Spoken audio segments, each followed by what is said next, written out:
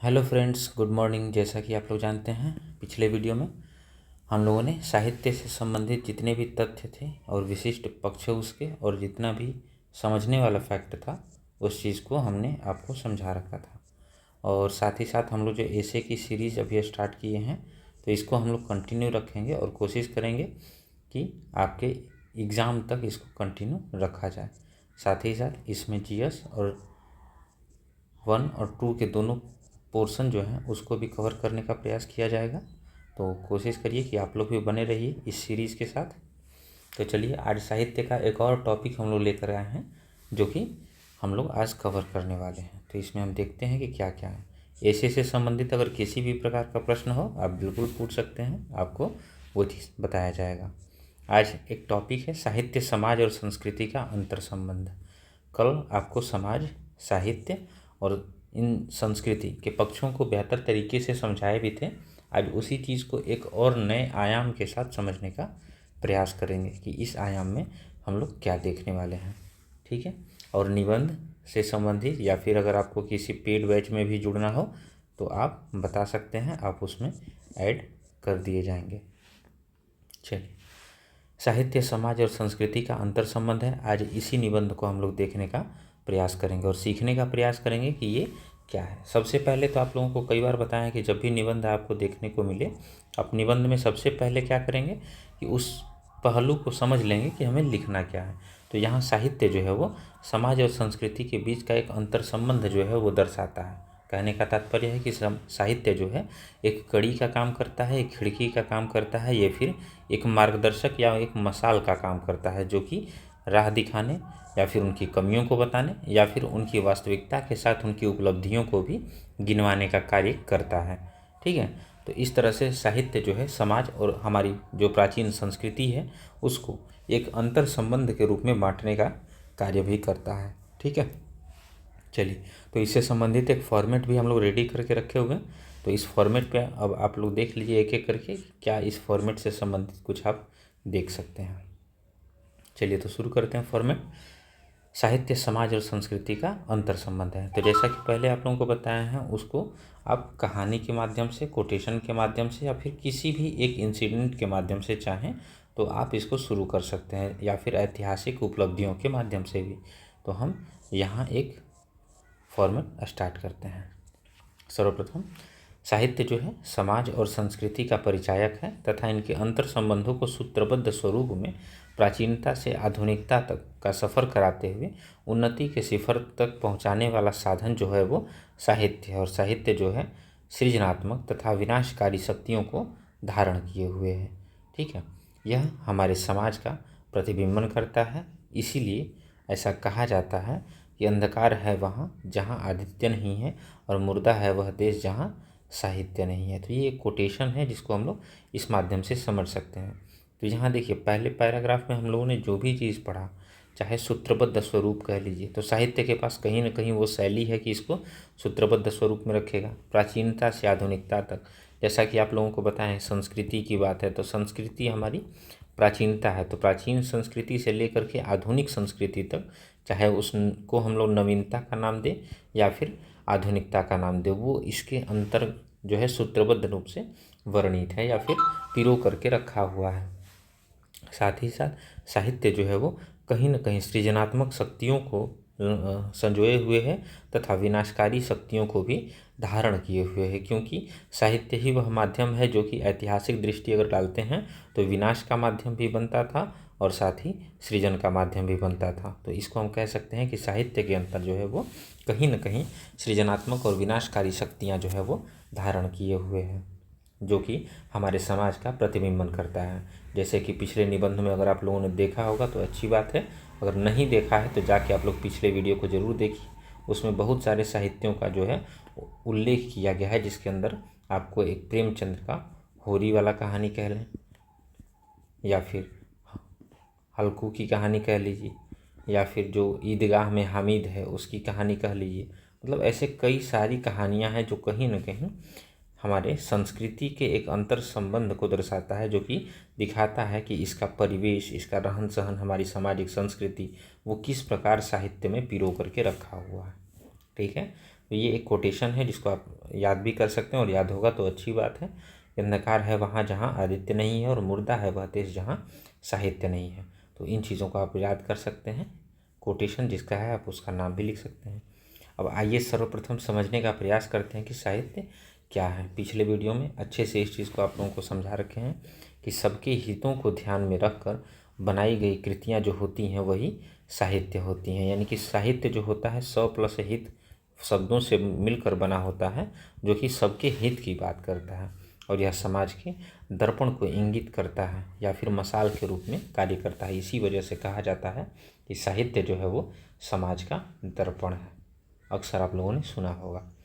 इसकी ऐतिहासिकता की तरफ अगर रुख किया जाए, अब एक एक करके इसके पहलू को हम लोग समझने का प्रयास करते हैं। सबसे पहले इसकी ऐतिहासिकता को देखते हैं। तो ऐतिहासिकता की तरफ रुख करते हैं तो हमें वेदों, ब्राह्मणों, उपनिषदों तथा आरण्यकों जैसे पवित्र ग्रंथों के द्वारा तत्कालीन समाज का चरित्र चित्रण करने के साथ साथ उस समय की संस्कृति को भली भांति दर्शाने का काम भी किया जाता है। मतलब इसमें हम कह सकते हैं कि जो ऐतिहासिकता की तरफ बढ़ते हैं तो यह उस समाज का सिर्फ चरित्र चित्रण ही नहीं करता, बल्कि उसकी संस्कृति को भी दर्शाने का कार्य करता है। जैसे वर्ण व्यवस्था हो जाए, वर्ण व्यवस्था में आप लोग पढ़े होंगे ब्राह्मण, क्षत्रिय, वैश्य, शूद्र, ये 4 जो हैं कहीं न कहीं वर्ण व्यवस्था थे। स्त्रियों की बेहतर दशा की बात कर लें या फिर उनके निम्न स्तर की दशा की बात कर लें, ये भी इससे संबंधित है।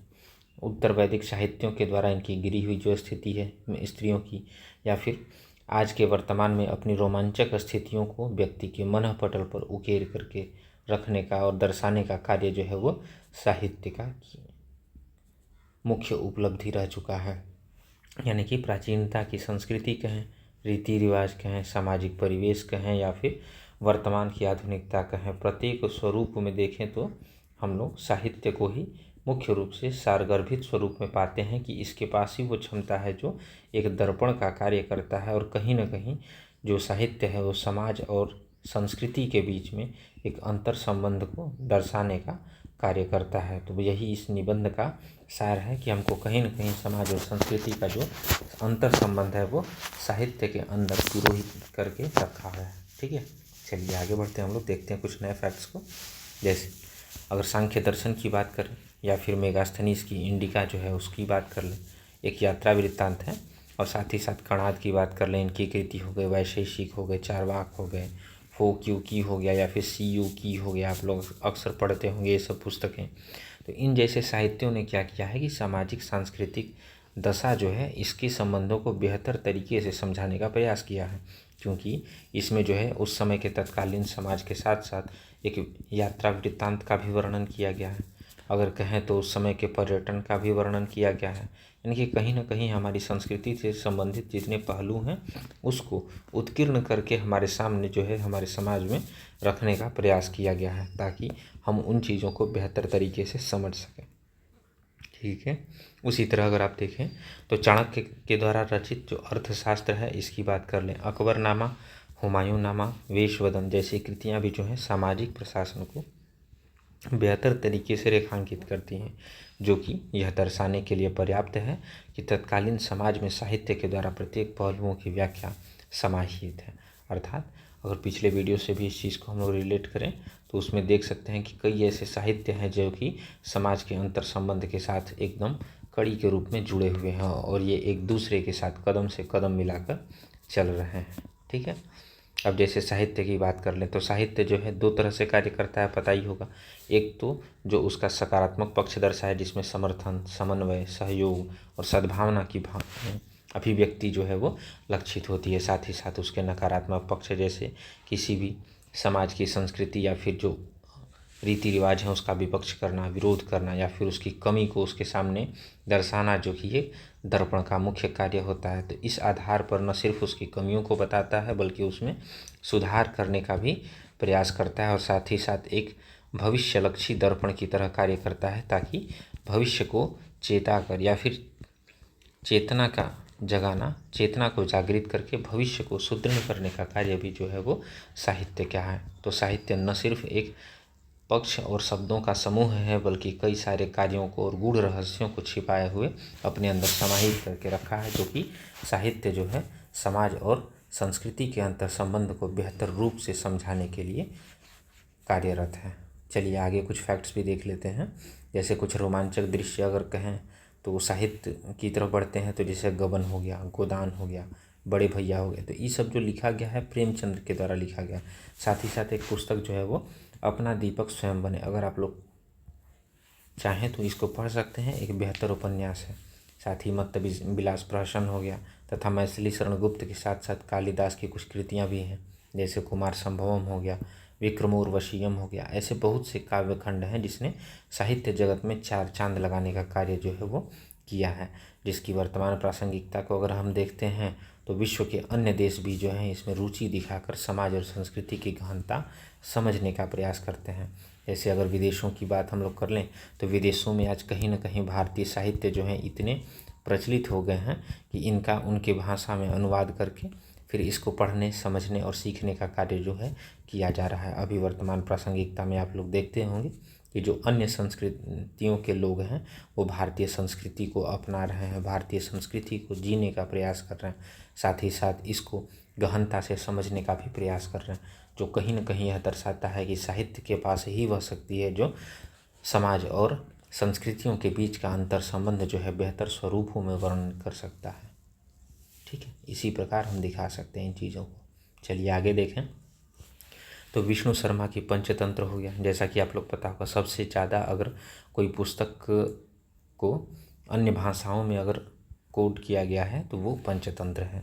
उसके बाद नारायण पंडित का हितोपदेश है, साथ ही साथ श्रीमद् भागवत गीता जो कि कर्म के उपदेश से संबंधित है, जिसमें अक्सर ये चीज़ बताया जाता है कर्मण्येवाधिकारस्ते मा फलेषु कदाचन। इस उक्ति को अगर आप जीवन में धारण करते हैं तो कहीं ना कहीं आपका जीवन जो है वो सफल हो सकता है। साथ ही रामायण हो गए, महाभारत हो गए, इनके जैसे महाकाव्यों का वर्णन भी हमको देखने को मिलता है। अब इनके द्वारा साहित्य की जीवन शैली को सर्वोत्तम पराकाष्ठा तक पहुंचाया गया है। अब इस सर्वोत्तम पराकाष्ठा तक आप भी समझ सकते हैं कि कैसे पहुंचाया गया है, क्योंकि इन महाकाव्यों के बारे में आप लोगों ने भी जाना और समझा होगा, जो न सिर्फ तत्कालीन समाज की गहनता को दर्शाता है बल्कि वर्तमान में भी जीवन जीने की कला और शांति के मार्ग पर देश और राष्ट्र को बढ़ाने का कार्य करता है। जैसे निष्काम कर्म की बात कर लें, प्रेम, दया, करुणा, इन सब को बेहतर स्वरूपों में सहेज कर साहित्य के साथ प्रेम को भी जोड़ने का कार्य करता है। जैसे कि कहा गया है कि पोथी पढ़ी पढ़ी जगमुआ, पंडित भया न कोई, ढाई आखर प्रेम का पढ़े सो पंडित होए। अर्थात कहने का तात्पर्य है कि प्रेम रूपी जो स्वरूप है उसको बढ़ाने का कार्य किया जाना चाहिए, और कार्य वो भी निष्काम किया जाना चाहिए, और निष्काम कर्म ही है जो हमें सार्थक मार्ग की तरफ अग्रसर करता है। और अगर हम इस साधन का प्रयोग करके अपने साध्य तक पहुंचते हैं तो फिर कहीं ना कहीं ये गांधी जी की उक्ति को दर्शाता है कि जो हमारी साध्य है वो बेहतर साधन के माध्यम से ही प्राप्त किए जा सकते हैं। तो इस तरह से कहीं ना कहीं हम इन चीज़ों को साहित्यों के माध्यम से समझने का प्रयास कर सकते हैं। ठीक है, ये चीज़ आप देख सकते हैं। चलिए आगे देखते हैं। अगर आधुनिक इतिहास के परिप्रेक्ष्य की हम लोग बात करें तो इसमें बंगबंधु हो गया, फिलॉसफी टू द बॉम्ब हो गया, केसरी हो गया, मराठा हो गया जो कि तिलक के द्वारा रचित हैं, साथ ही सत्यार्थ प्रकाश जिसको कि दयानंद सरस्वती के द्वारा लिखा गया था। गिफ्ट टू मोनोथिस्ट की बात कर लें तो ये राजा राम मोहन राय के द्वारा लिखा गया है। तो इन सब चीज़ों के माध्यम से देख सकते हैं कि ऐसे अनेकों प्रेरणाप्रद का साहित्य जो है जिन्होंने समाज और संस्कृति को सहेजने के साथ साथ, जैसे गदर हो गया, गूंज हो गया, गांधी के कदमों में चंपारण हो गया, ऐसे क्रांतिकारी विचार जो थे वो इसको बढ़ाने में सहायक रहे। तो अगर मॉडर्न हिस्ट्री आप लोग पढ़ते हैं तो मॉडर्न हिस्ट्री में आप लोग बहुत सारे किताबों को, जैसे न्यू इंडिया हो गया, या फिर आप देख सकते हैं ये गदर की गूंज वाली पुस्तक जो है इसके बारे में, तो कहीं ना कहीं कई ऐसे साहित्य रहे जिन्होंने क्रांतिकारी स्वरूप जो है वो धारण करवा दिया और एक विचारों का जो है प्रोत्साहन जो है क्रांतिकारी विचारों में लाया, जो कि स्वतंत्रता संग्राम में एक सहायक के रूप में काम किए और हमारी संस्कृति को बेहतर रूप से सहेजने का काम भी किए थे। तो इसको हम लोग कह सकते हैं कि एक प्रेरणा के स्रोत के रूप में भी अपना कार्य निर्धारित करते हैं। ठीक है, आगे देखें तो वर्तमान प्रासंगिकता में जैसे टॉम्ब ऑफ सैंड है, याद ही होगा गीतांजलि श्री का, साथ ही रिच डैड पुअर डैड, इसको भी आप लोग देख सकते हैं। साहित्य उत्सव की बात कर सकते हैं, बागवान वर्तमान परिदृश्य तथा गीता, रामायण और महाभारत पर जो टीका हो रहा है बार बार अन्य भाषाओं में लिखा जा रहा है, साथ ही साथ विभिन्न धर्मों के पवित्र ग्रंथ भी हैं, जैसे कुरान हो गए, बाइबिल हो गए, जेद्दा अवेस्ता हो गया, गुरु ग्रंथ साहिब हो गए। तो इन जैसे पुस्तकों के द्वारा भी जो है हम कहीं ना कहीं प्रेरणास्पद कृतियाँ ही, तो इन कृतियों के माध्यम से हम समझ सकते हैं कहीं ना कहीं प्रेरणास्पद कृतियाँ जो हैं हमें यह आभास दिलाती हैं कि साहित्य की अहमियत जो है सिर्फ और सिर्फ सामाजिक सांस्कृतिक गतिविधियाँ ही नहीं वरन व्यक्तित्व, राष्ट्र और वैश्विक निर्माण की सीख भी हमें देता है। यानी कि अगर इनका हम अध्ययन बेहतर तरीके से करें तो न सिर्फ यह संबंधों को दर्शाता है, अंतर संबंधों को दर्शाता है, बल्कि हमारे व्यक्तित्व निर्माण में भी सहायक होता है, जो कि राष्ट्र निर्माण को बढ़ावा देगा और वैश्विक उन्नति को निर्धारित करेगा। तो इस आधार पर हम कह सकते हैं कि साहित्य जो है कहीं न कहीं एक बहुमुखी प्रतिभा से सम्मिलित स्वरूप है, जो कि हमें प्रत्येक क्षेत्र में जो है आगे बढ़ने की सीख देता है। हालांकि इस बात से नकारा नहीं जा सकता कि साहित्य जो है समाज में अश्लीलता फैलाने तथा भ्रामक जानकारी, हिंसात्मक घटनाओं और वैमनस्य के साथ साथ सहिष्णुता को भी समाप्त कर सकता है। यानी कि अगर इसके नकारात्मक पक्ष की बात करें तो बिल्कुल आप दिखा सकते हैं इस निबंध में कि जहाँ हम देख रहे हैं कि साहित्य समाज और हमारे संस्कृति के बीच का अंतर संबंध दर्शा रहा है, साथ ही साथ कुछ नकारात्मक भावनाएं भी समाज में बढ़ाने का कार्य जो है इसके माध्यम से किया जा रहा है, जैसे अश्लीलता फैलाना, भ्रामक जानकारी देना, हिंसात्मक घटनाओं को प्रोत्साहन देना और वैमनस्य के साथ साथ सहिष्णुता को भी समाप्त करने का कार्य जो है इसके द्वारा किया जाता है, जो कि राष्ट्र तक को बर्बाद करने की क्षमता रखता है।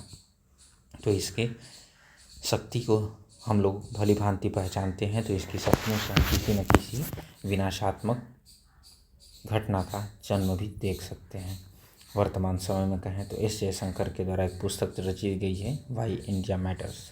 अरुंधति रॉय की पुस्तक है God of small things. Chetan Bhagat की कुछ कृतियाँ हो या फिर बिहार ने से विद्यापति की कीर्ति लता हो, भू परिक्रमा हो, बिहारी द्वारा सतसई हो, रामधारी सिंह दिनकर की कुरुक्षेत्र हो, रश्मि रथी हो, या फिर फणीश्वरनाथ रेणु की बैला आंचल हो, राम वृक्ष बेनुपुरी की अल्प थाली वाला हो, या फिर भिखारी ठाकुर तथा मैथिली साहित्यों के संगम से बिहार ने भी अपनी प्राचीनता से राष्ट्र को गौरवान्वित महसूस कराने का कार्य जो है वो किया है। तो कहीं ना कहीं हम देख सकते हैं कि बिहार भी इसमें अपनी अग्रणी भूमिका निभा रहा है, जो यह दर्शा रहा है कि जो साहित्य हैं वो इन समाज और हमारी संस्कृति के बीच में एक अंतर संबंध को दर्शा रहे हैं। ठीक है, आगे देखते हैं हम लोग। तो समग्रतः हम कह सकते हैं कि साहित्य जो है वो समाज और संस्कृति के अंतर संबंधों को बेहतर स्वरूपों में सहेज कर एक विश्व प्रसिद्ध ज्ञानात्मक, अनुभवात्मक, आत्म अनुशंसन के उपरांत सृजित सूत्रबद्ध संहिताएँ हैं। जैसा कि हम लोग कह सकते हैं ना कि साहित्य जो है हम इसको अगर अच्छे से समझ गए हैं तो यह न तो सिर्फ समाज और संस्कृति के बीच के अंतर संबंध को दर्शा रहा है, बल्कि एक विश्व प्रसिद्ध ज्ञानात्मक, तथ्यात्मक, अनुभवात्मक और साथ ही साथ आत्म अनुशंसन के उपरांत सृजित जो है सूत्रबद्ध संहिताओं के रूप में हमारे सम्मुख प्रस्तुत हैं, जो कि लोक समाज को गांधी जी की उक्ति जैसा कि समाज और संस्कृति का चरित्र और मन जो है वो साहित्य ही है, इसकी हमें याद दिलाता है और इसको धारण करके हमारे समाज में एक बेहतर उदाहरण जो है वो प्रतिबिंबित करता है। यानी कि इसको आप लोग देख सकते हैं, समाज और संस्कृति का चरित्र जो है मन है, साहित्य ही है, ऐसा स्वयं गांधी जी के द्वारा कहा गया है। प्राचीन साहित्यों की चिरस्थायी बनाने का दायित्व भी कहेगा तो हमारा होगा, ताकि इससे सीख करके हम अपनी प्राचीनता पर गर्व की अनुभूति के साथ रचनात्मक कार्यों से स्वयं और समाज का कल्याण कर सकेंगे। यदि हम प्राचीन साहित्यों से सीखते नहीं हैं तो उनके चिरस्थायी ज्ञान को हम समझ नहीं सकते, और अगर समझ नहीं पाएंगे तो उनसे हम कुछ सीख करके अपनी प्राचीनता पर गर्व की अनुभूति के साथ रचनात्मक कार्यों से अपने समाज का कल्याण जो है वर्तमान से भविष्य की तरफ नहीं अग्रसर कर पाएंगे। तो ये चीज़ हमें सीखना अति आवश्यक है। इसीलिए कहा जाता है कि साहित्य जो है वो समाज और संस्कृति की आत्मा है। ठीक है, तो इन चीज़ों को आप बेहतर तरीके से समझ सकते हैं। तो आज इतना इसमें हम लोगों ने सीखा, और साथ ही साथ अगर साहित्य की बात करें तो इसमें आप बहुत से फैक्ट और भी ऐड कर सकते हैं यदि आप चाहें तो। मुख्य रूपों में साहित्य के द्वारा जो है वो समाज और संस्कृति के अंतर संबंधों की बात थी, तो इससे संबंधित आप और भी कुछ निबंध जो हैं स्वयं से लिखने का प्रयास कर सकते हैं। इसमें अगर आप चाहें तो एक एक से क्षेत्र के अनुसार भी लिख सकते हैं, जैसे ऐतिहासिक घटनाओं में जा कर के कुछ लिखें, या फिर वर्तमान की कुछ घटनाओं से रिलेट करें, या फिर आप भौगोलिक परिवेश के रूप में जा सकते हैं कि इससे संबंधित कुछ ही साहित्यों को लेकर के, या अगर कहें तो साहित्य उपन्यासों में अगर कुछ आपको बेहतर देखने को मिलता है तो आप ऐतिहासिक स्वरूप में या फिर वर्तमान में जो पुस्तकें हैं आप उसका भी वर्णन कर सकते हैं। ठीक है, तो इस तरह से आप अलग अलग क्षेत्र का प्रयोग करके आप दिखा सकते हैं कि उस क्षेत्र में जो है किन चीज़ों को लेकर के साहित्य जो है वो समाज और संस्कृति के बीच में अंतर संबंध दर्शा रहा है। तो इन चीज़ों को आप एक एक करके रिलेट करते चलें, क्योंकि जब भी कोई निबंध लिखना है तो आप बिना उसको रिलेट किए हुए अपने निबंध से नहीं लिखें। साथ ही साथ अगर जो चीज़ निबंध में पूछा जाए आप उसके सकारात्मक पक्ष को लिखने का प्रयास करें। अगर कहीं ज़रूरत हो 1 या 2 पैरा में आप उसके नकारात्मक पक्ष का वर्णन कर सकते हैं, और अंततः एक संतुलित निबंध लिख करके आप अपना आंसर पूरा कर सकते हैं। तो ये एक फॉर्मेट है जिसके तहत आप आगे जा सकते हैं।